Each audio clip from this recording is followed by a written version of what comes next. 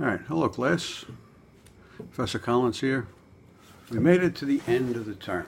We're starting to modulate. We're going to look at that and just a few observations that I have to discuss with you and kind of look forward to as we go forward. The work that has been submitted all term has been terrific. Really great critical thinking, great observations, things that, like I said, got me thinking. And even one student got me to admit I was partially wrong on a opinion, on the observation I had made on the whistleblowers. And that being said, and I answered an email from one of the students about how in my comments, I disagreed with their viewpoint on the leadership in the Kansas City, Kansas case. And that's the good thing about this class, is when you're dealing with critical thinking, you're not really dealing with right and wrong answers. So we can all agree, we can all disagree, we can, as long as we can substantially, back our viewpoint through, either course concepts, life experience, and critical thinking, it all works well. And it kind of leads me to believe, using the Kansas City, Kansas case as an example, I'm a firm believer that strong, positive leadership is the greatest safeguard against unethical behavior.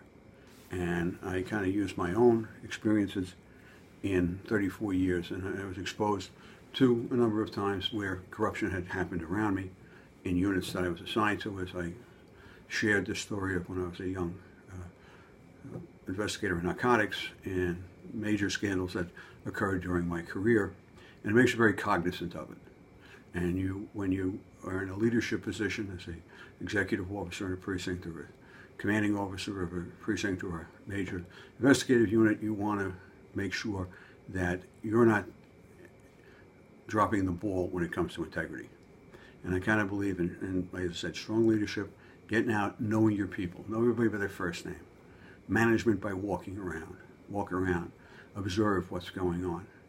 Speak to your people, either formally, roll calls, turnouts, whatever the nomenclature is for various parts of the country, but at the beginning of their shift, talk to them during their shifts, observe, people in the arrest room, go out in the field on,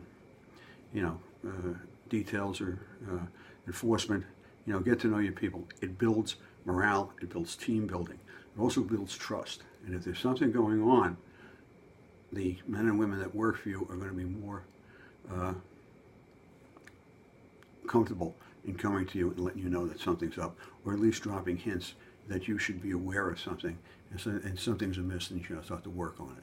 And that's how I believe in it. And I kind of believe had the Kansas City, Kansas higher-ups had gotten out there a little bit more and looked into what was going on with the SCORE unit and audited it a little bit and, had, either formal debriefing sessions or just casual debriefing sessions, they would have let them know that the higher-ups are keeping an eye on things and that they care. And it's kind of like, let's do the right thing when nobody's looking, as we say, with integrity. And what we're going to do in the final area is going to read Chapter 10, which kind of deals with the challenges faced by the criminal justice profession as we move forward, further into the 21st century, adding with technology. And as we've seen with the cases we've looked at, the more and more need and the more demand for ethical decision-making, ethical conduct by criminal justice professionals. It'll play off of that. We're also going to be in an article from the FBI Journal dealing with police corruption and analytical look into police ethics. And it kind of lists 3 tenets that are very important: integrity, leadership, and environment. And we've kind of been through that in the case studies that we've been through, that these are all very much important points. And in our discussion, our final discussion of the term, we're going to look at, you're going to choose an agency, either the one you work for, or you wanted to be part of, or you're striving to be, depending upon what your career goals are, and look into that agency and kind of see if the 3 tenets to ensure ethical behavior in criminal justice are involved in their hiring process.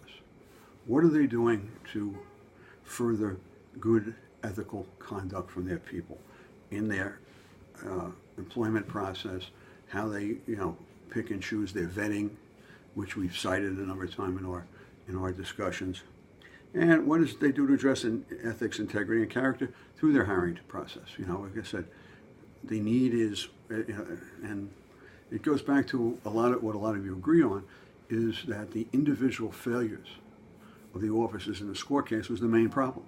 Not so much the organization failures, leadership failures, no matter what I think about it. And a lot of you think that, like I said, it's the individual failures.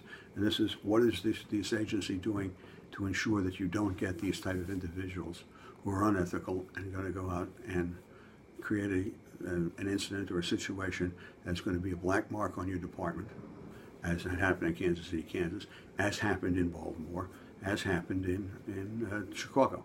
So that'll be our discussion. I'm looking forward to hearing your opinions on this and the agencies that you pick. And once again, the work has been terrific. And if you do owe me some work, please catch up. We don't have much time.